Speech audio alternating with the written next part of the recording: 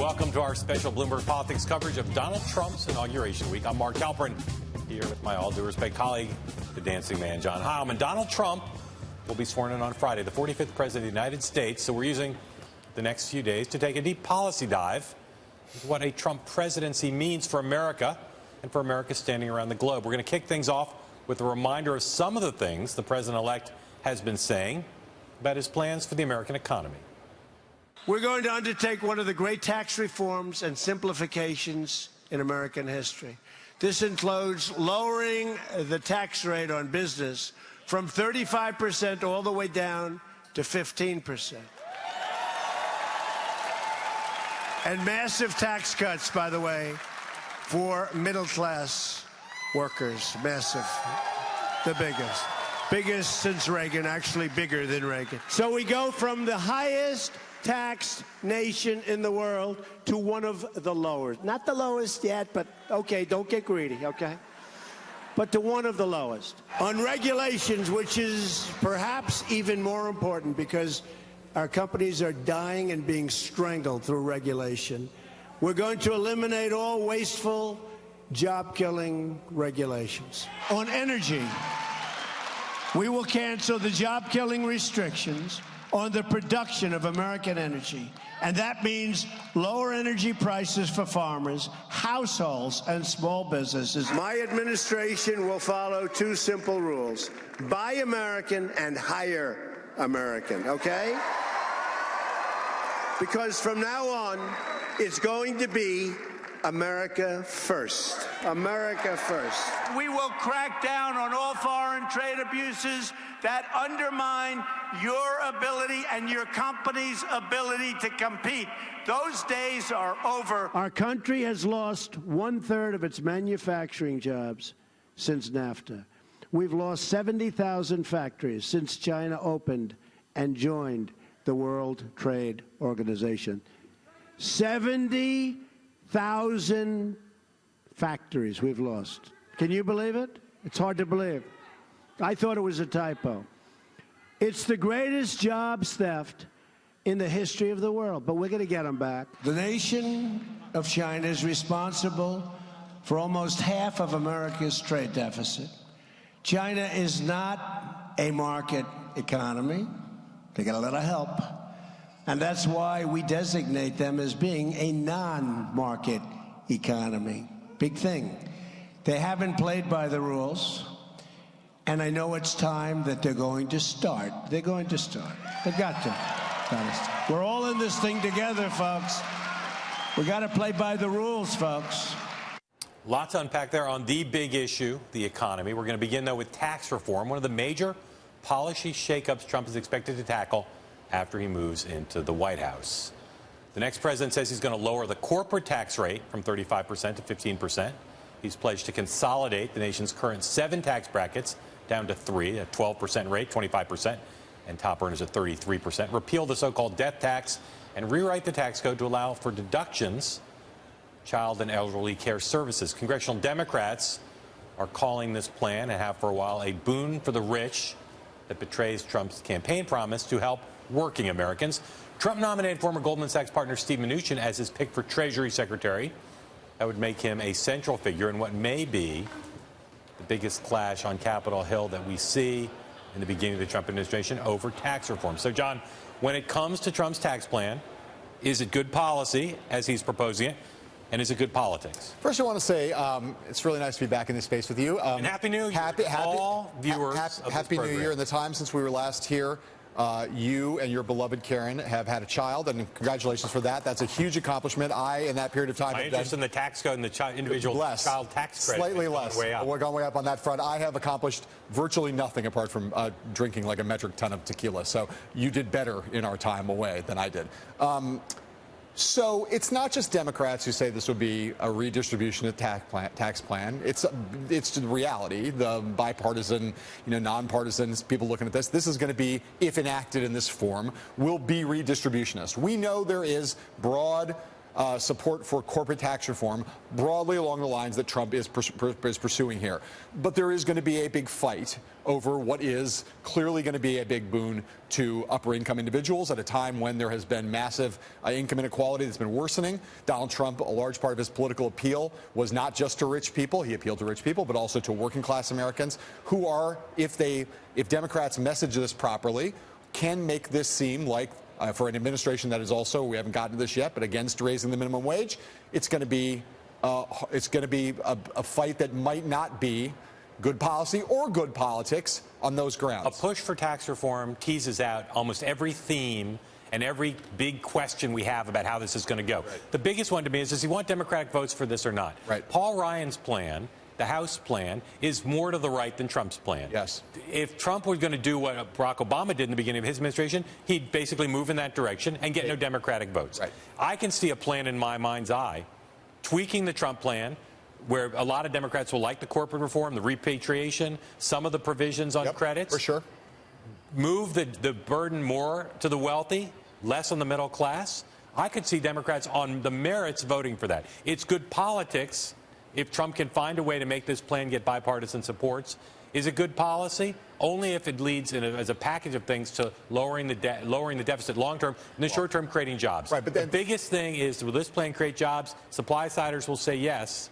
I think it will depend on what else Trump does. Well, and not just create jobs, but move incomes forward, wage stagnation. Yeah. Income, not just income inequality, but wage stagnation is one of the key elements, one of the biggest problems facing America. It's one of the things that fueled Trump's rise. And look, there's no way this tax plan is going to help the deficit, and that's a different topic. We'll talk about that later. If it leads to economic growth, it will. It could. But I just think there's a little bit of a trickle-down magic. I will say this. On there. One of the but my point is, I think you're right. If this is the way Trump does a lot of things, if this is an opening bid that's more to the center than Ryan's plan, and he's willing to move more over to the center still, there's a way in which it could get Democratic votes, which would be the same thing as having it be good for working Americans, which is what it has to be politically successful. Tax reform is super tough. It happens less than once in a generation. Wait for the special interests to come out, particularly as they try to eliminate deductions. This is a titanic battle. It'll define, I think, his presidency. If it looks like it's just for the rich, it will not be good politics for Donald Trump. No. It will not. All right. Now let's trade this topic for another Trumpian talking point. That would be the very topic of trade. That would be foreign trade. The next president regularly cites a U.S. manufacturing trade deficit of $800 billion. Billion. That number representing how much the nation spends on imports compared to how much we earn from exporting goods made here at home. Doesn't include our nation's trade surplus when it comes to service industries. Still, Trump says that he and his team will close the manufacturing trade gap by renegotiating the North American Free Trade Agreement. That's, of course, NAFTA, dreaded NAFTA, and withdrawing from the Trans-Pacific Partnership. That would be the TPP. He's also threatened a 35% border tax on U.S. companies that move jobs out of this country. Mark, when it comes to Donald Trump's positions on trade, again, same question, good policy, good politics. Just remember, as your starting point here, this is probably one of the signature things of Trump's campaign, and it's also one of the places where he's most out of step with Republican orthodoxy. Free trade is an abstraction to a lot of the Americans who voted for Donald Trump. They believe that China and other countries overseas are killing us. For his base and for a larger group, it's good politics. It's only going to be good policy if he's not protectionist. Everybody with serious views about economics understand that. Trump is going to, I think, have easy wins on this. He's going to go to countries and say, we're going to redo trade. I'll give you something else on the side. Do this for me. I think he's going to change the way some of these deals work. But in the end, I don't think there's going to be trade wars. I don't think there's going to be super high tariffs. I think he's going to use the threat of it to try to extract things from other people, because in the end, Paul Ryan's not going to preside over protectionist deals. Talking about this is one of these things as we do these specials that gets to two of the challenges here. One of them is always the question I raised earlier, which is how much are these things that Trump put forward opening bids, tactical versus what he genuinely believes? They're bigly opening bids. I think that's probably right, probably. The other thing is seeing these things in isolation as opposed to the whole picture. My point about this is this question of how many fights does Trump got to pick with Republicans.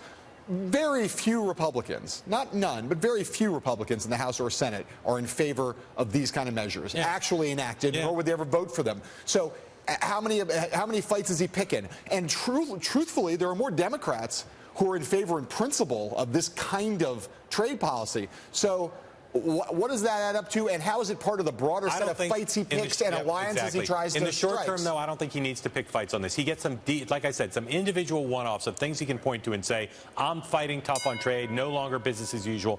He doesn't need to succeed in repealing current deals. It only works to the point where if he ever actually has to get to the point where he's actually going to slap a 35% tariff on someone, he's going to be in trouble. Not going to do it. Never going to happen. All right, Donald Trump has pledged to roll back a wide array of government regulations on the environment, on Wall Street financials, and he's named billionaire Carl Icahn as an advisor to deal with overseeing regulatory reform efforts. We're going to talk about Dodd-Frank, the fossil fuel industry, and more throughout this program. But, John, generally speaking, when it comes to Trump's approach to regulation, good policy, good politics?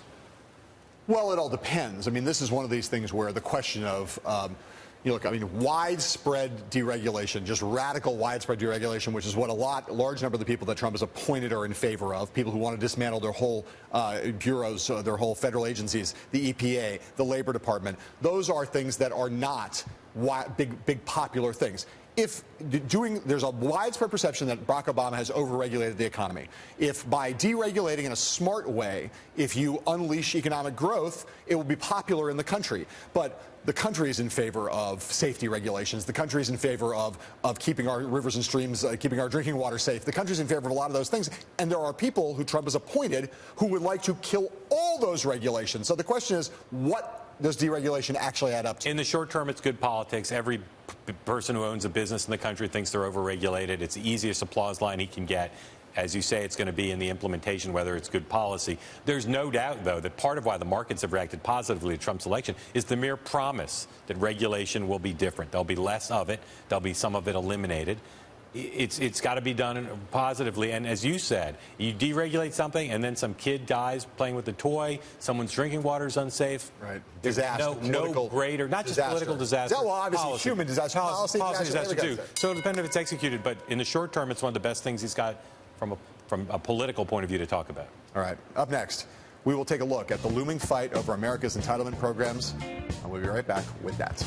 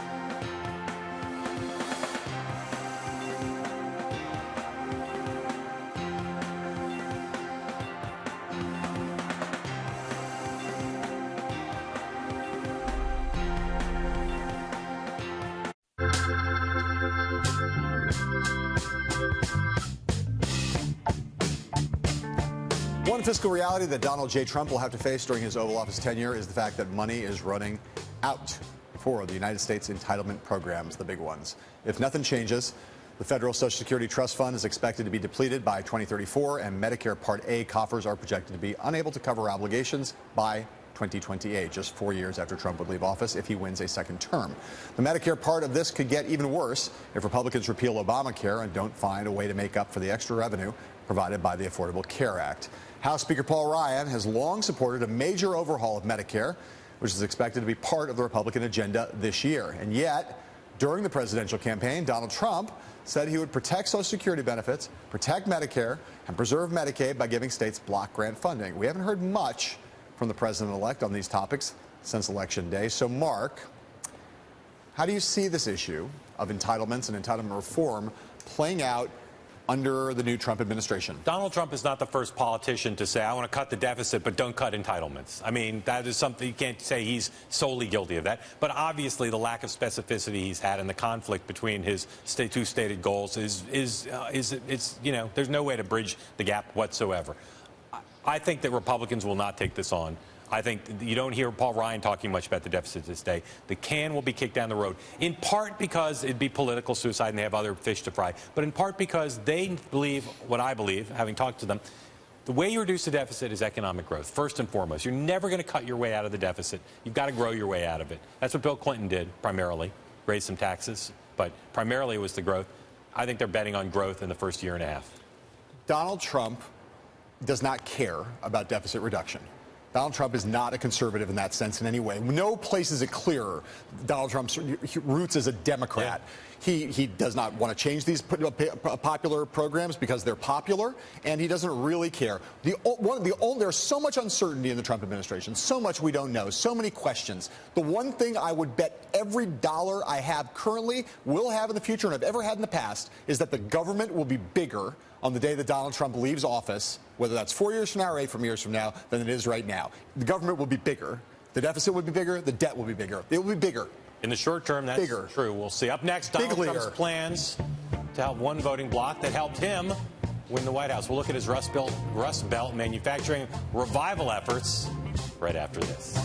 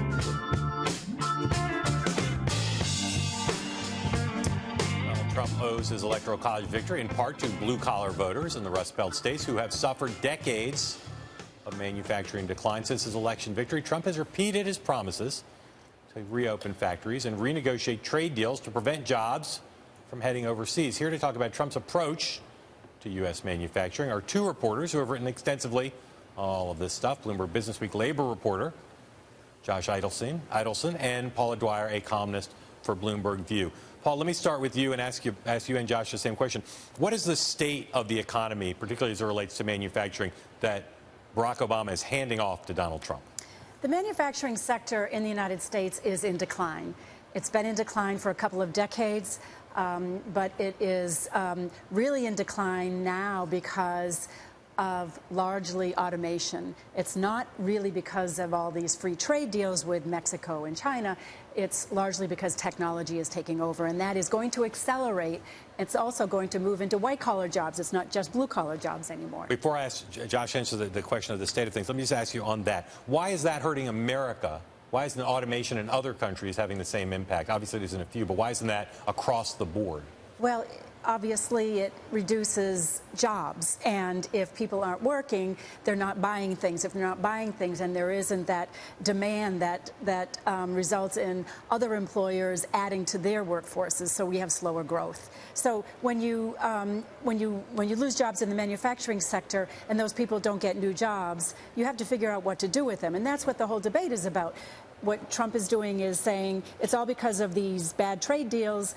It's all because companies are moving jobs overseas, and I'm just going to put the kibosh on that, and then everything will be fine. Josh, the question of where things stand, focus, if you would, on the positive. What is Barack Obama handing off to Donald Trump in the area of manufacturing and jobs that he can build on, that where there's some sense of either progress or foundation? Well, Obama and company will point out that under their watch, we've had the longest stretch of continual month-over-month job growth in a long time. Of course, that's compared to losing a whole lot of jobs before that. And they'll point to changes in the benefits and the compensation that people get, the floor, despite stuff that got blocked in Congress, the changes that have been made at the federal level that may or may not survive, and at the state level that they've encouraged that help people take home more. That doesn't mitigate that much the fact that there has not been a great deal of wage growth in the past several years or in the past few decades compared to the overall growth of the economy. Josh, let me just stay with you and ask you this question. You cover labor, and one of my great curiosities is how, down there in Washington, D.C., how the notion of a corporate CEO taking over the Labor Department, a department that is supposed to be the representative for America's workers, even in Republican administrations, generally is kind of where you put a liberal. We now have this corporate CEO, Mr. Puzder, coming in. What does that mean for the future of the Labor Department and these debates in Washington? You know, one of the things I haven't seen commented on is you have Elaine Chao, who was the labor secretary under George W. Bush, who was seen as the greatest antagonist in that administration of unions. And organized labor has largely given her a pass in her designation by Donald Trump as transportation secretary, both because transportation is not as central a concern, but also it just shows the desperate situation that unions see themselves in, that when you thought things couldn't get worse, indeed they could. There is broad resistance to Puzder, both symbolically and substantively. This is a guy who, in public life, outside of running his company, what he's been doing is writing op-eds and going on TV blasting each of the major things that Obama's appointees have done that unions have welcomed, whether it's treating the McDonald's company as the joint employer of franchised workers, or it's expanding eligibility for overtime. Puzder is seen as a threat and also, I think, as a political opportunity in that having a CEO who makes a ton of money and has workers who don't be literally the person who would be in the role of enforcing laws on things like wage theft is an opportunity to make the case that Trump was never really a blue-collar guy at heart, was never really a populist, and actually is on the other side.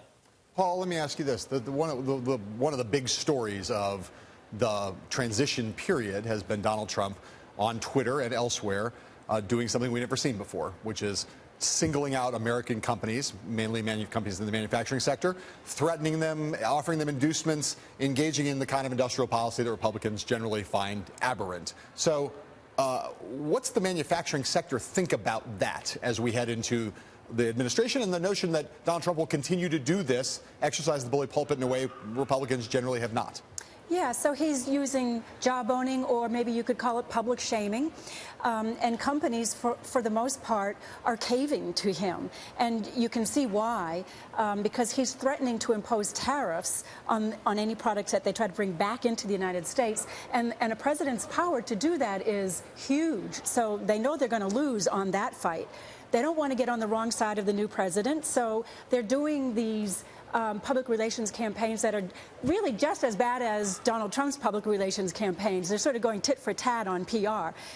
So Carrier, for example, allows Trump to announce this big deal where they're going to save jobs and they're not going to move them to Mexico. But quietly, they are moving many more jobs to Mexico, just as they are not sending a certain number of jobs there from one factory. So it really is kind of a head fake.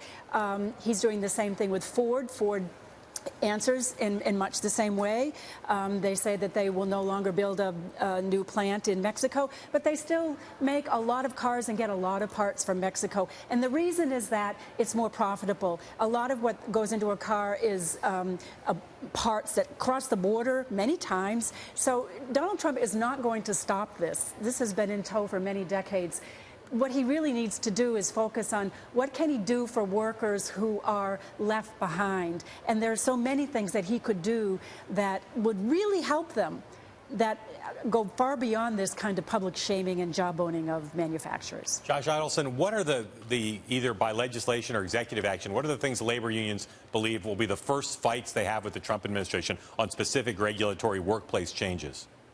Well, it depends who you ask. One of the greatest things that Trump could do to wound unions, he could do indirectly, which is if he appoints a down-the-line conservative Supreme Court justice, that person likely will be the fifth vote to end the reprieve that unions got after Scalia died on the specific issue of whether public sector employees can be required to pay union fees. It would be a massive loss for organized labor, about half of whose members are in the public sector now, if that decision comes down. Great. Josh Eidelson, Bloomberg Business Week in Washington. Paul Dwyer here with us in New York. Thank you both. Up next, the countdown to Obamacare repeal and the risky politics of replacing it. We'll talk about that when we come back.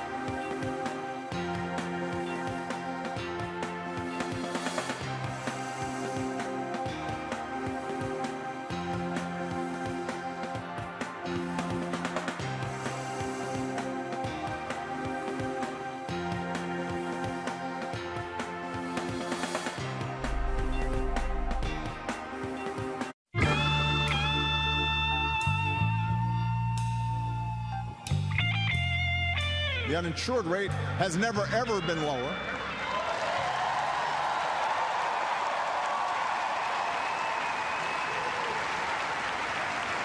care costs are rising at the slowest rate in 50 years.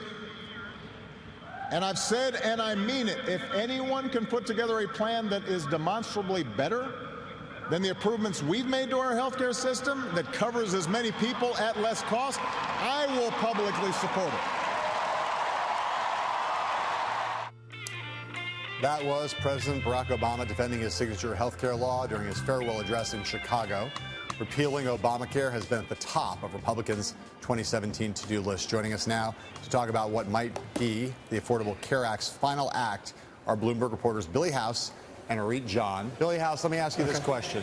The terrain has shifted dramatically and quickly on the likely, what's actually going to happen to the Affordable Care Act. Just explain what's going on up there on Capitol Hill, what has happened in the last couple weeks, and where we're headed in broad strokes. The passage of a budget bill that then the House Republicans will take and write what's called reconciliation language that will delve right into Obamacare and making changes there. That's a process that will allow them to avoid a Democratic filibuster. But the issue is, what are they going to write, and how else are they going to change it, and what mechanisms are they going to use for that? And even Republicans on the Hill are skeptical and doubtful that there's a real plan. There are 6 Obamacare replacement plans, but how they dovetail and whether any of them will actually work, nobody knows. Arit John, why have the politics of this shifted so quickly from, everyone assuming that we would have repeal, delay, replace at some point down the line to suddenly, oh my God, we have to repeal this thing and replace it essentially simultaneously? That's new and pretty dramatic and pretty much the product of a big shift politically. Patients, insurers, they have no idea what's going to happen, and that would create a lot of chaos. That would lead to price increases. And I think that along with President-elect Donald Trump saying, no, I want this repealed and replaced essentially simultaneously, and I want it done very quickly, those two factors together, sort of the realization that, as Democrats like to say, Republicans are the dogs who caught the bus. They're not sure what they're going to do next, but whatever happens, it's on them. They have the White House, they have both chambers of Congress, so it's on them. Billy, one of the big questions going forward on health care, as it will be on many issues, is how much synchronicity is there between the Trump White House and Paul Ryan and Mitch McConnell? There's been some back and forth. In general, do they seem in sync on both tactics and strategy and goals for how to get a repeal and replace done, or is there distance between them? Well, even on the terminology, they claim to be in sync. Speaker Ryan says we are in sync, and he's meeting with Reince Priebus and other transition team members. But even on definitions of words like simultaneous, you get sort of a Clinton-esque definition from Ryan that doesn't mean immediately at the same time, while you get the president-elect saying, well, within 2 weeks. So there's a wrestling with what terminology to use and what it means, and that kind of is a little camel's nose in the tent that there are perhaps broader problems on whether they're dovetailing in what they're doing. Arit, again, another big question that will come up time and again on major efforts by the Republicans will come up on health care. Are they interested at all in getting Democratic votes for what they do, or do they say basically this is going to be a Republican-only process? I mean, I think as far as repealing goes, they don't need Democratic votes. They have, by doing it through reconciliation, they have just enough votes to get it repealed. The question is, if they go through a repeal and replace, and if they need to get Democrats on board, they've said, oh, we'd like to hear their ideas, we'd like to talk about it. But Democrats are sort of saying, we need to see what you have, and we're not going to help you if you blow up the health care law and come to us for help. So it's sort of a question of, what are Republicans going to do? When are they going to replace it? And that'll determine whether Democrats are willing to get on board. Billy, let me ask you this, basically a true or false question, okay? Sure. There's a piece of analysis that basically says if repeal and replace have to happen in roughly at the same time, that the only thing that there can be is something that's basically a rebranded version of Obamacare. Is that true or false? Absolutely true. Absolutely true. It will be several tweaks, perhaps a name change, but the substance of such a massive health care law cannot be done overnight. Members are realizing that, and that's some of their problems with the Trump language, that he wants it done simultaneous. And that's why Speaker Ryan is trying to redefine the word simultaneous. All right, Billy House, Areed John, there's so much more to cover on this story. We'll be back with you later. You'll be on this network talking about it a lot, I'm sure. We'll look at Donald Trump's love-hate relationship with Wall Street when we come back.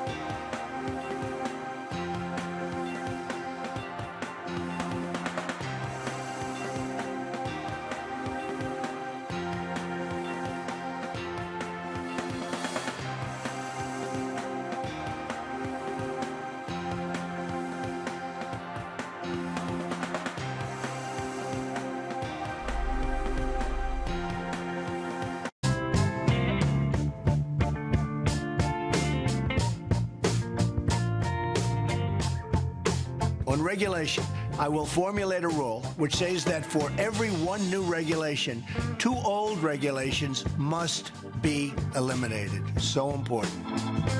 4 months as a presidential candidate, Donald Trump vowed that if elected, he would dismantle the very complex law known as Dodd-Frank, the Dodd-Frank Wall Street Reform and Consumer Protection Act, as it's formally known. That's the sweeping financial industry reform that President Obama signed in the wake of the 2008 financial crisis. We asked Bloomberg financial regulations reporter Elizabeth Dexheimer to give us a quick rundown on what it would take to repeal Dodd-Frank on Capitol Hill this year.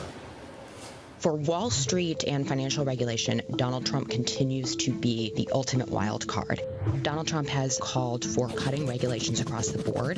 That includes Dodd-Frank. Broadly, that is something that the industry would like to see. However, on the campaign trail, as part of the populist message that he ran on, he had also called for reinstating the Glass-Steagall Act, which is a law that separates investment and commercial banking and would essentially force the biggest U.S. banks to break up.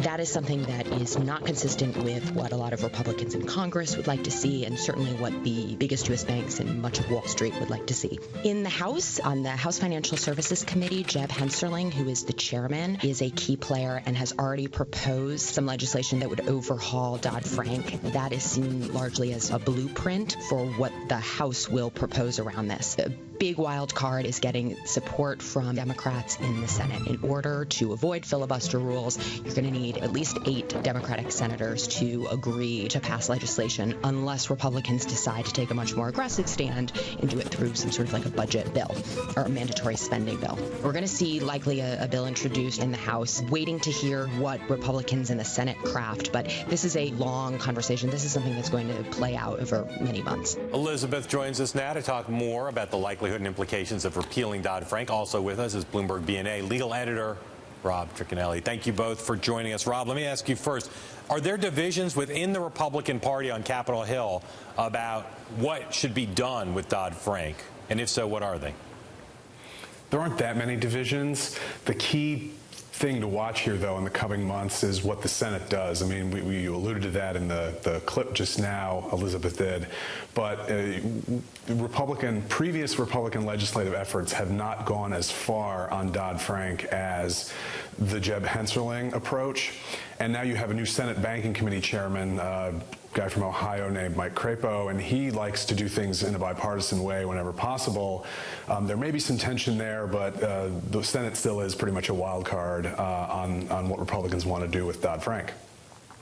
Elizabeth, there's a lot of contradictions and seeming contradictions in Donald Trump and what he talks about. You would think that allowing Wall Street to have more power would be against a populist image. Do members of Congress, Republican members of Congress, fear at all a backlash in repealing or fundamentally scaling back Dodd-Frank? It's definitely a long-term political risk. As you said, Trump ran on this populist economic message that included bashing big banks, that included criticizing Hillary Clinton's ties to Goldman Sachs. And this is something that the optics of this debate and whether or not Republicans are being seen as helping and giving a hand to Wall Street is something that in the long term could backfire. So Elizabeth, who's going to be just staying with you, who's going to be the voice for this argument? It's a tricky argument to make, right? I mean, in a lot of cases where Trump wants to deregulate, businesses broadly for it, people don't like red tape. Wall Street is, as you just said, not super popular. So who in the administration? Is it Steve Mnuchin? Is it Gary Cohn? Who becomes the public voice for this as the argument unfolds on the Trump side? It's a great question, and you mentioned Cohn, you mentioned Mnuchin. Trump is still filling a lot of these economic positions, and so particularly looking at the Fed, for example, is going to help dictate sort of who is taking the lead on this. Most likely, the administration is going to look to Congress for an example of sort of how to move forward with this. Right now, it's Jeb Hensarling who, in the House, he is close to Mike Pence and was an early supporter of Donald Trump. He also has the legislation already ready to go. It passed in the previous Congress, and he is expected to roll out a new version of that in the coming weeks. But quite frankly, it remains to be seen. Those are a lot of questions. Rob, this was a hard bill to get passed. It was really complicated, even in the context of the financial crisis, even at a time when Wall Street was at its least popular state back in 2009, 2010. So what are the things that could cause this to come undone? The biggest hurdles that Donald Trump, his administration, Republicans are going to have to overcome in order to actually enact a fundamental unwinding of Dodd-Frank? The first one that comes to mind is the thresholds in the Senate. Under the ordinary legislative process, you'd need 60 votes to overcome that filibuster. And while there is a possibility that some of Dodd-Frank can get undone through this reconciliation process, that only works with things that affect spending. And Dodd-Frank is huge. It's just, it affects so many different areas of financial legislation that only some of it can be done with that 51 majority that reconciliation needs. You're going to need 60 votes in the Senate unless there's a huge change in how the majority runs things over there. So look for maybe some red state Democrats who are up for re-election in 2018 in the Senate, maybe they'll go along with some of this Dodd-Frank changing. But you've heard Chuck Schumer, the incoming leader of Senate Democrats, say that they're going to fight tooth and nail to stop Dodd-Frank changes and that he's got the votes to stop it. That's the biggest hurdle right there at the Senate. Elizabeth, we've all said big, complicated, sprawling. Say I'm a consumer and I'm hearing that Washington's thinking of changing Dodd-Frank. What are the things that might change that would actually affect consumers directly? So the first big question is the Consumer Financial Protection Bureau and the leadership and structure and really its future. It's a complicated debate in of itself, but that could certainly have implications for rules that the Bureau is currently considering, such as those around payday lenders and some mortgage rules, for example. Those kind of remain in limbo. Also, sort of, the enforcement actions that the Bureau could take. So I would really say the actions and the leadership around the CFPB is first and foremost. Okay. Otherwise, though, this is a multi-month-long debate. Nothing is going to change overnight. I'm not asking you guys to predict. This is a tough thing, and we don't know. This is in the stew with everything else. But Rob first, then Elizabeth. If this is done, is this a 2017 signed into law proposition, or does this go into 2018? The big indicator that we've heard now is just this week, Jeb Hensarling, who we were talking about, he said the changes are going to get done this year. That's his prediction. He's sort of gone out there the most out of anybody to put a timeline on it. So that's what I'll cite. Elizabeth, is it doable in this calendar year?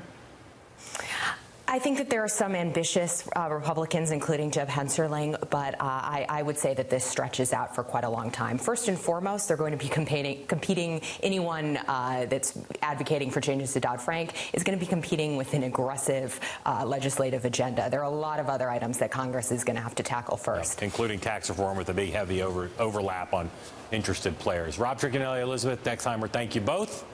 We're going to take a look at Trump and the U.S. financial markets after these words from our sponsors.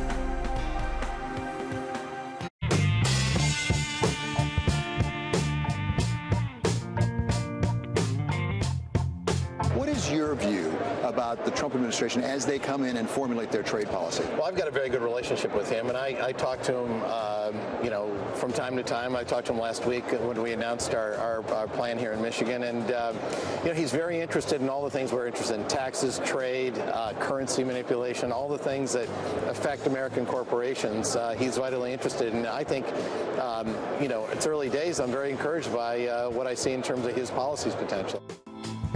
That was the chairman of Ford Motor Company, Bill Ford, speaking to Bloomberg's David Weston at the Detroit Auto Show earlier this month, expressing a dollop of economic optimism about Donald Trump's presidency. So far, the U.S. stock market has responded quite warmly to the notion of a Trump presidency.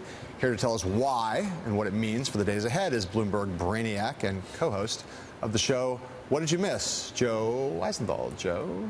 Good to see you. How you doing? Thank you. So answer the question. Markets, everybody said, oh, if Trump gets elected, the market's going to tank. Didn't tank. The market's done quite well. Why? Everyone was just completely wrong about that, and it's hilarious. About so much else, too. Right, about everything else, but it just shows that markets people are as know-nothing as everybody else is. The story that's told to explain this rally is that people are excited that unified Republican government, that means, A, they're going to forget about deficit and debt because that's what happens when parties are unified, so they're going to spend like crazy, lots of fiscal stimulus. Trump's talked about infrastructure a lot in the past, so, okay, we're going to get an infrastructure boom. Everybody loves tax cuts and a regulatory rollback. So people are putting together this sort of like imaginary conservative Keynesian policy, none of which has really been articulated yet, but expecting that that's what's going to happen. The problem is, as I see it, looking into the year, and I don't make forecasts, but I'm imagining where some tension is. Since the election, what's Trump talked about? Hammering companies that don't manufacture in the U.S., talking about trade, talking about the wall, all kinds of things that typically investors don't get real excited about. So it seems that's where his head is at. Investors' heads are somewhere else, and I have to imagine that at some point in 2017, there's going to be some tension between those two visions. The overall number's up. We've seen moments, for instance, last week when at his press conference, he talked about drug prices, drug stocks. Right. Are there sectors that are doing better during this period that offer some more textured clue about why the reaction has been in upward direction? The clearest example of a sector that appears to be doing well, specifically because of Trump, are the financial stocks. And there's really twofold reasons for that. One is expectations of higher growth and higher interest rates under this big spending plan. Banks do better when interest rates are higher. Their earnings tend to rise. So that's one reason why all the banks would rally. And then just the regulatory rollback. That's probably one of the industries that's been most targeted by a sort of new slew of regulations. And if Trump has this sort of zeal to cut them back, they would presumably benefit. Plus, you have the added surprise that a lot of people who very recently or at some point were associated with Goldman Sachs are involved in this administration. Something, again, I don't think anybody... You know what they call the White House mess in the Trump administration? Sorry? You know what they call the White House mess, the place where people eat in the White House? No. You know what they call it? The Goldman Sachs cafeteria. Ah. Yeah, I don't think anyone... That was a very half-hearted laugh. Oh, man. And sort of not a great joke. I mean, it's not a great joke. Actually, the laugh was kind of merited for that. It's not supposed to be a funny joke. It's supposed to be like a truth hurts joke. Snotty joke. Yeah. Taking a shot at I should have said, that's a good... I haven't heard that one before. No one saw that coming. So you have all of this stuff, and you have a lot of reasons for people to like banks. So regulatory reform is something that, if you want to put some quick points on the board, Trump can do a lot of that on his own in a unilateral way or close to a unilateral way. Legislation's harder, especially big things like he's talking about on immigration reform or tax reform, et cetera. Is the market going to be okay if, in the worst-case scenario, Trump runs up a bunch of regulatory reform or regulatory rollback in the first 6 months, but hasn't put a bunch of legislative points on the board? Is that okay with the markets, or do the markets need to see some big bills passed? I think on the legislative side, if there's nothing done on taxes or infrastructure or something around the fiscal picture, eventually that will be a disappointment. It's so clear that the market is expecting expansionary fiscal policy. Tax cuts are why basically everyone who's bullish on the market, they all cite that. So if that can't get done, if there's just no agreement, if the Democrats are able to block it some way, I do think that will inevitably, you can't go too long without progress on that. Obviously, everybody's focused on Trump because the reaction was timed to his election. Are there other things going on that people are bullish on that might be causing part of the rise, not just Trump's? Yeah, absolutely. I think this is a great question. It's not, we focus so much on the market reaction since Trump, but a lot of the trends that we're really seeing actually started earlier this summer.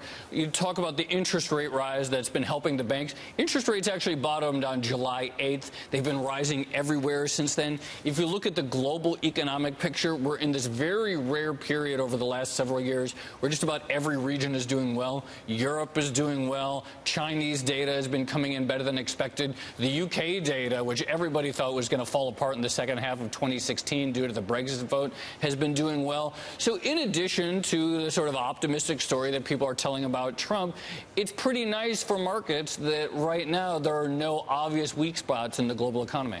JoJo Dancer, Your Life is Calling. Joe Weisenthal, thank you very much. Check out his show every afternoon on Bloomberg TV at 3:30 p.m. Eastern Time. We'll be right back.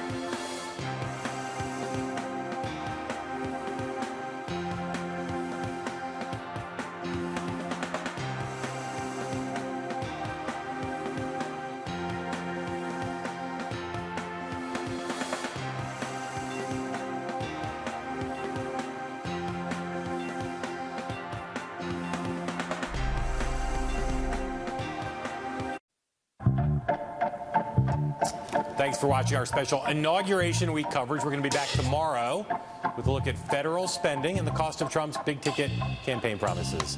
Daybreak Asia is up next. Until tomorrow, sayonara.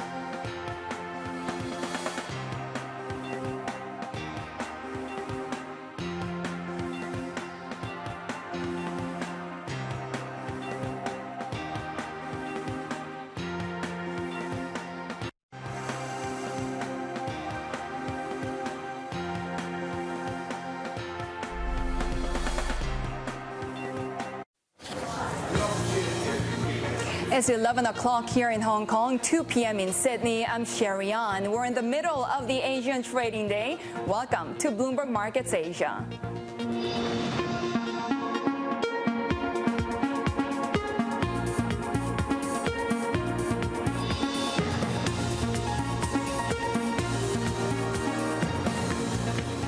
Global uncertainty weighs on Asian stocks. Shanghai set for its longest losing streak in 3 years. No half measures. The pound trades near 32-year lows, with Theresa May set to advocate for a hard Brexit.